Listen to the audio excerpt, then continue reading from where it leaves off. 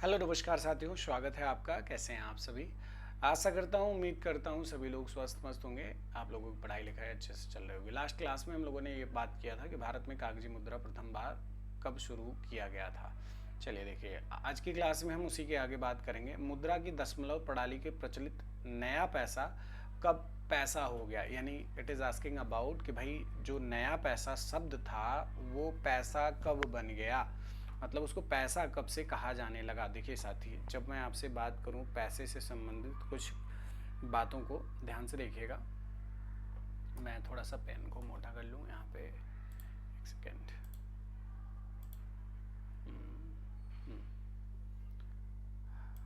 ध्यान से देखिएगा।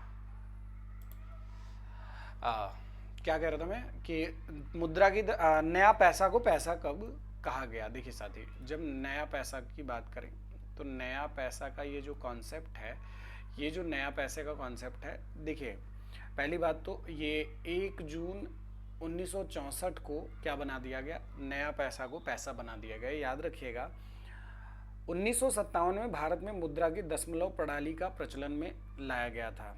मुद्रा की दशमलव प्रणाली पूछा गया प्रश्न है कि मुद्रा की दशमलव प्रणाली कब भारत में लाई गई थी। एक सेकंड, अभी ना आज वॉइस सही हुआ है, कल से थोड़ा सा हो सकता है कि राइटिंग भी सही हो जाए।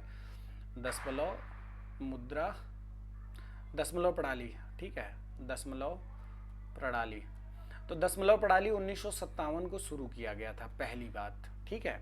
दूसरी चीज, 1957 से 1964 तक टकसाल से उत्पादित पैसा को नया पैसा कहा गया। कितने से कब तक?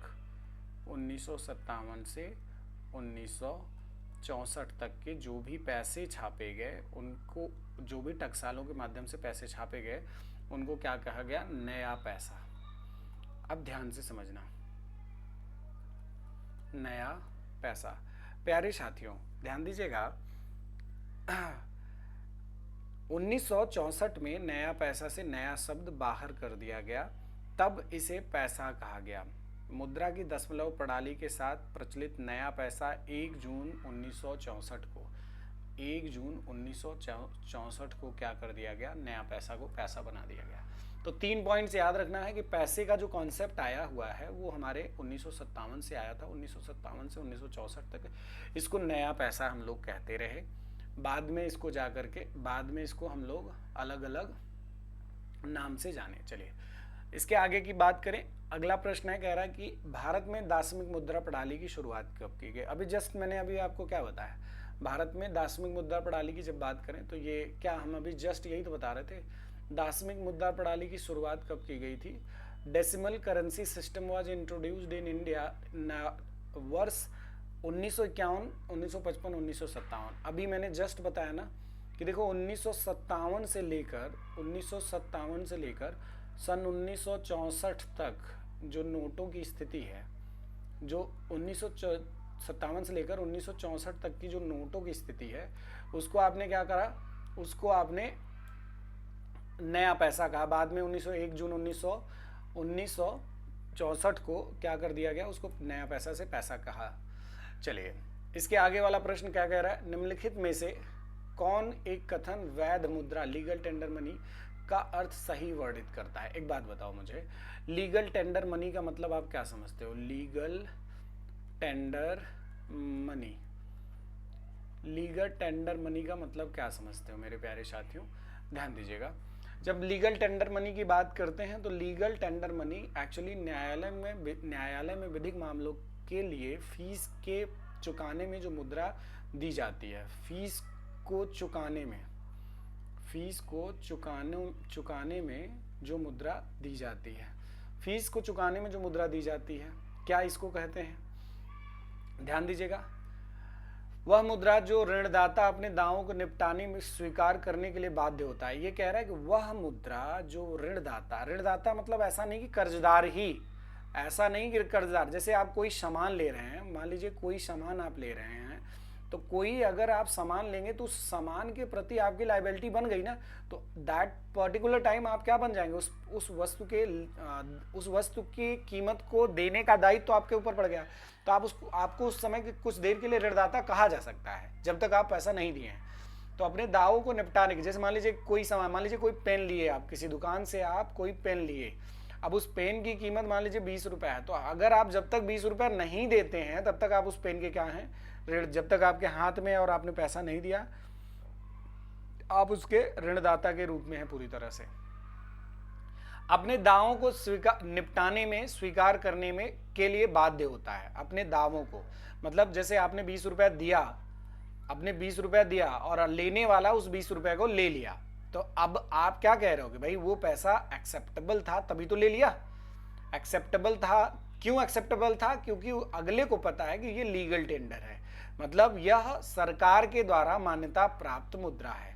तो जो सरकार तय कर दे कि दिस मनी इज मतलब बिलोंगिंग फ्रॉम आरबीआई या गवर्नमेंट के द्वारा, जो भी आरबीआई या गवर्नमेंट के द्वारा लीगल टेंडर बनाया जाता है, वही मुद्रा क्या होता है, लीगल टेंडर होता है। तो B is right here, B सही जवाब हो जाएगा। चलिए आगे बढ़े। अगला प्रश्न क्या कह रहा है बच्चा? अच्छा वही इंग्लिश में है, तो इसका आप बताएंगे currency which a creditor is obliged to accept the settlement of his claims.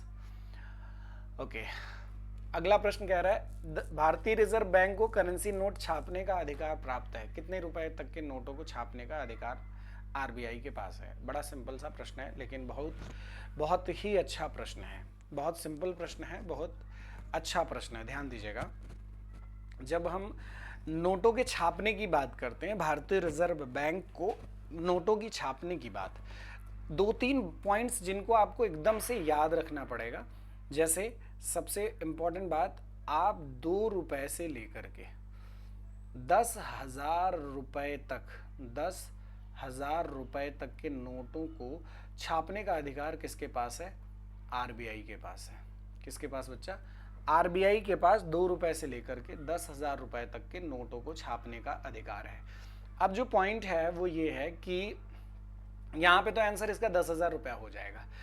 अब जो कुछ पॉइंट्स जिसे आप समझ लीजिए यहाँ पर, मेरे प्यारे साथियों, जब आरबीआई की बात करते हैं, तो आरबीआई सब 2 से लेकर के 10,000 रुपए तक के नोटों को छापने का, और 1 रुपए, जैसे गवर्नमेंट की बात करें, सभी प्रकार के सिक्के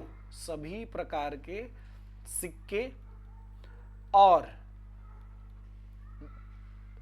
सभी प्रकार के सिक्के और मुहर और 1 रुपए के नोट, 1 रुपए के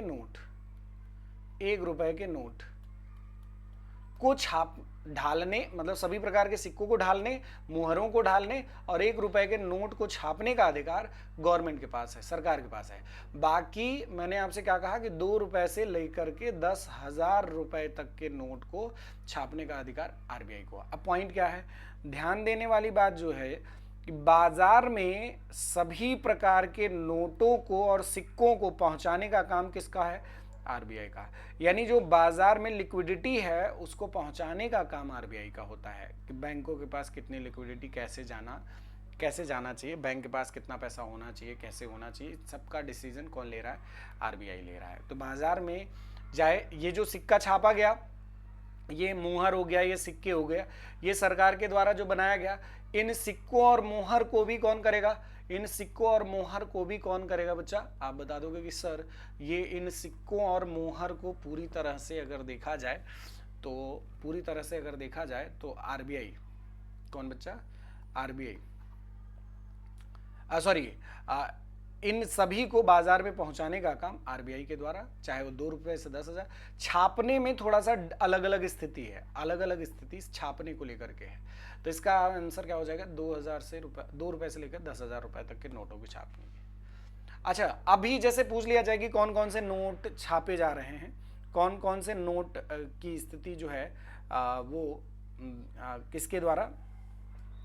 आरबीआई के द्वारा। तो आप बताएंगे कि सर 2 रुपए से लेकर के, आप देखिए 2 रुपए से लेकर 5 रुपए, 10 रुपए, 20 रुपए, 50 रुपये, 100 रुपये, 500 रुपये, ये नोट हमारे हाथ में होते हैं। ये बड़े ट्रांजैक्शंस के लिए 10,000 रुपये के नोट भी सरकार बैंकों के पास होते हैं, लेकिन वो मार्केट में अलाउड नहीं है। तो सरकार जब बड़े कलेक्शंस को मैनेज करना होता है तो उनको उसके माध्यम से मैनेज कर लेती है। बाय द वे वो पब्लिक में नहीं, पब्लिक डोमेन में नहीं डाला जाता है। पहले 1978 के पहले एक बार डाला भी गया था, लेकिन उसको डिमोनेटाइजेशन करके उसको हटा दिया गया था। 1978 में 10,000 के नोट को हटाया गया था। चलिए देखिए, रिजर्व बैंक ऑफ इंडिया के नोट निर्गमन विभाग को न्यूनतम कितने मूल्य का स्वर्ण अपने स्टॉक में हमेशा रखना चाहिए? देखो साथी, बड़ा अच्छा प्रश्न है, बहुत ही अच्छा प्रश्न है। What is the minimum value of gold that the note issue department of reserve bank of India must always keep in its stock? देखो, कह रहा है कि आरबीआई को अपने पास कितना सुरक्षित कलेक्शन के रूप में क्या रखना पड़ रहा है? स्वर्ण की बात कर रहा है। स्वर्ण को अपने पास कितना सुरक्षित रखना पड़ेगा?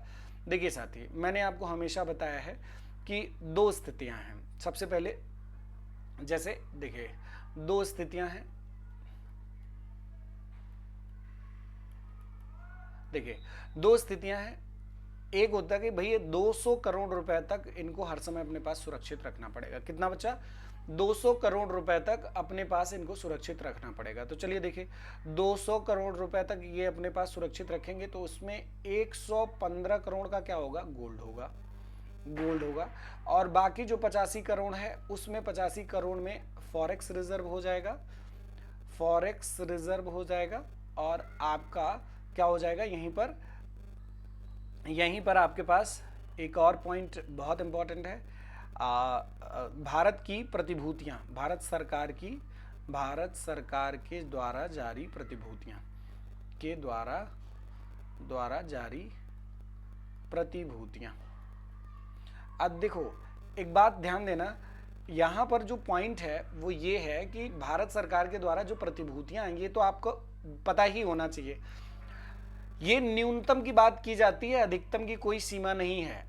इसका जो न्यूनतम मूल्य पहले था वो 515 करोड़ था। ध्यान देना, पहले 515 करोड़ रुपए तक था, लेकिन बाद में इसको संशोधित करके कितना कर दिया गया? 200 करोड़। ये पहले जो आरबीआई को अपने पास सुरक्षित रखने की बात की जा रही है, सुरक्षित धन, ये पहले 200 करोड़ की जगह 515 था। अभी 200 करोड़ रुपया मिनिमम रखना चाहिए, उसके हिसाब से नोटों की छपाई करना चाहिए। तो एक बात आपको ध्यान रखना है कि जो गोल्ड है वो हमेशा ज्यादा होगा। गोल्ड जो है वो हमेशा ज्यादा होगा। तो यहां पर बी क्या हो जाएगा? सही जवाब हो जाएगा। कोई दिक्कत है क्या? कोई दिक्कत है क्या बच्चा? कोई दिक्कत है नहीं। चलिए आगे देखते हैं। अगला प्रश्न क्या कह रहा है? अगला प्रश्न है, भारत में मुद्रा संबंधी नोटों की निर्गमन प्रणाली आधारित है। बताओ भाई, इतना आसान प्रश्न है, अब ये कौन नहीं बता पाएगा? सभी साथी बताइए। यूपीपीसीएस मेंस 2007 में आया हुआ प्रश्न है। देखिए, 2007 मेंस में आया हुआ प्रश्न है। साथ ही साथ 2010 के जीआईसी में आया हुआ प्रश्न है। जीआईसी में आया हुआ प्रश्न है, तो इम्पॉर्टेंट तो है। आपको तय करना है कि कितना, कैसे आप इसको बताएंगे। चलिए बताइए, जल्दी बताइए इसका आंसर क्या हो जाएगा मेरे प्यारे साथियों। देखिए, जब हम आपसे बात करें कि भारत में नोट निर्गमन प्रणाली की कौन सी व्यवस्था को अपनाया जाता है, तो आप बताएंगे कि सर मिनिमम रिजर्व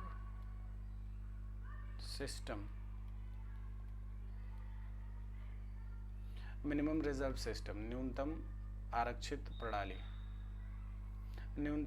प्रणाली। B is right here. B क्या हो जाएगा? सही जवाब हो जाएगा। चलिए अगला प्रश्न देखिए क्या कह रहा है। अगला प्रश्न कह रहा है कि रिजर्व बैंक ऑफ इंडिया निम्नलिखित में से किसके बदले मुद्रा निर्गमन करती है? बताओ, बड़ा आसान प्रश्न है भाई। किसके बदले? अभी आपको मैंने क्या बताया कि 200 करोड़ रुपए में ये 115 करोड़ रुपए का क्या गोल्ड इनके पास होना चाहिए, इनके पास गोल्ड होना चाहिए। और बाकी 85 करोड़ में क्या होना चाहिए बच्चा? इनके पास 85 करोड़ में आपका विदेशी प्रतिभूति होना चाहिए।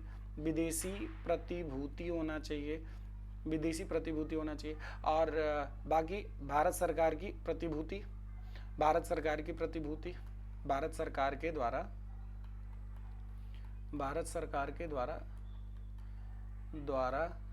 जारी प्रतिभूति। ठीक है, ध्यान दीजिएगा, भारत सरकार के द्वारा जारी प्रतिभूति। अरे, भारत सरकार के द्वारा जारी प्रतिभूति। ठीक है बच्चा, तो यहां पर आपने कहा कि ठीक है सर, ये समझ में आ गया। तो ये मोटा मोटा क्लियर हो गया होगा। अच्छा, तो ये भी चाहिए, कितना चाहिए, ये तो 115 करोड़ है, इन दोनों को मिला करके कितना, 85 करोड़। तो ये आप उपयुक्त सभी के साथ जाएंगे, इसका आंसर क्या हो जाएगा, उपयुक्त सभी। चलिए, भारत में सिक्के जारी करने का कौन अधिकृत है, सिक्के जारी करने का, अभी जस्ट मैंने बताया ना, अभी मैंने जस्ट बताया कि देखो 2 रुपए से लेकर 10,000 रुपए तक के नोट, रुपए के नोट किसके द्वारा, आरबीआई के द्वारा जारी किए जाते हैं। बाकी सभी प्रकार के सिक्के, सभी प्रकार के सिक्कों और मुहरों, सभी प्रकार के सिक्कों और मोहरों को देखा जाए तो किसके द्वारा जारी किया जाता है, वो आपके किसके द्वारा, आपके गवर्नमेंट के द्वारा। यहां पर बस एक कंडीशन होता है कि 1 रुपए का नोट भी होता है, 1 रुपए का नोट भी होता है। बाय द वे इतना यूजेबल नहीं होता, तो ये अभी बहुत इसका यूज नहीं है 1 रुपए के नोट का, तो बहुत कम छापा जाता है, कुछ बैलेंस करने के लिए छापा जाता है। तो इसका आंसर क्या हो जाएगा, भारत में सिक्के जारी करने का कौन अधिकृत है, वित्त मंत्रालय। सरकार का कॉन्सेप्ट यहाँ पर कौन है, स्टेट बैंक ऑफ इंडिया नहीं है, स्टॉक बाजार नहीं है, रिजर्व बैंक ऑफ इंडिया 2 से 10,000 रुपए तक के नोट। हाँ, बाजार में पहुंचाने का काम पूछा जाता तो आप कहते कि आरबीआई, बाजार में सभी प्रकार के नोटों को पहुंचाने का काम आरबीआई का होता है। अगला चले, भारतवर्ष में सिक्कों की ढलाई होती है किसके द्वारा, दिल्ली, मुंबई तथा कोलकाता, दिल्ली, कोलकाता तथा हैदराबाद, मुंबई, दिल्ली तथा बेंगलुरु, मुंबई, कोलकाता तथा हैदराबाद और नोएडा। तो यहाँ पर नोएडा भी होता तो बेस्ट आंसर होता, बाय द वे इसका आंसर डी हो जाएगा, बाय द वे इसका आंसर डी हो जाएगा। चलिए, the next question is asking about, क्या कह रहा है, मुद्रा प्रसार श्रेष्ठ तरीके से वर्णित किया जा सकता है। कैसे वर्णित किया जा सकता है बताओ, कैसे वर्णित किया जा सकता है, ऊंची कीमतों के माध्यम से बताया जा सकता है, कीमत निर्देशांक में वृद्धि, मुद्रा की क्रय शक्ति में वृद्धि, विशिष्ट वस्तुओं। देखो, it is asking about inflation. Actually ये किसके बारे में बात कर रहा है बच्चा, ये किसके बारे में बात कर रहा है, इन्फ्लेशन। इन्फ्लेशन, अब इन्फ्लेशन में 3 चीजें होती हैं। सबसे पहली चीज होती है प्राइस बढ़ जाता है, दूसरी चीज क्या होती है, लिक्विडिटी, लिक्विडिटी बढ़ जाती है, तीसरी चीज क्या होती है, value of money, value of money गिर जाती है। याद है मैंने आपको बताया था 2 बैग दे करके, 2 बैग कि भैया चलो ये पापा का बैग है, ये आपका बैग है, बैग गड़बड़ हो रहा है इसमें, ये बैग आपका है, ये पापा का बैग है, 100 रुपया आप दोनों को मिला, पापा का समय है 1990 का, आपका समय है 2024 का, आप पापा 100 रुपये में पूरा बैग भर के, झोला भर के सब्जी लेके आए, आलू टमाटर बैगन सब कुछ, उसके बाद झोला भर के ऊपर भी था, उसके बाद पापा चॉकलेट भी लेकर आ गए, चॉकलेट भी लेकर के आ गए, उसके बाद सुनाते भी हैं कि हम अपने ज़माने में इतने समय में इतना पैसा में हमने 10 बीघा ज़मीन भी लिखवाया। आप 100 रुपया लेकर के गए, आपका इतना सब्जी हुआ, उसके बाद 100 रुपया ख़त्म हो गया, उसके बाद फ़ोन कर रहे हैं घर पे सब पापा पैसा ख़त्म हो गया। तो ऐसी स्थिति में क्या होगा, ऐसी स्थिति में अब आप कहोगे देखो आपका बैग भी नहीं भरा, आपका काम भी नहीं हुआ, तो ऐसी स्थिति में क्या हुआ, वैल्यू ऑफ मनी कम हुई है ना। पहले वस्तुओं की कीमतें कम हुआ करती थी, जैसे मान लीजिए कि पहले क्या 1 रुपये में संतरे वाली टॉफ़ी 4 मिला करती थी, आज मिलती है 1 रुपये में, 1 रुपये में कितने मिलती है, आप बताओगे सर 1 मिलती है। तो इसका मतलब है कि 3 रुपये 3 संतरे की टॉफ़ी खरीदारी करने की क्षमता इसमें कम हो गई। तो यहाँ जो लिखा है कि मुद्रा क्रय शक्ति में वृद्धि, तो ये गलत है, ये लाइन गलत काट दो, ये गलत है, ठीक है। मुद्रा की क्रय शक्ति में वृद्धि नहीं, कमी होती है, ठीक है। इन्फ्लेशन में लिक्विडिटी बाजार में बढ़ जाती है, प्राइसेस बढ़ जाती है। तो यहाँ सबसे बेस्ट आंसर आपका यही है, ऊंची कीमतें, A is right here, A is right here. That's all for today, मिलते हैं अगली क्लास में, ढेर सारा प्यार। आवाज़ अब सही हो गई होगी तो कमेंट करके ज़रूर बताइएगा। यूपी स्पेशल भी मैं चालू करने वाला हूँ, हिंदी भी चालू करूँगा, सब कुछ चालूंगा। That's all. जय हिंद, नमस्कार।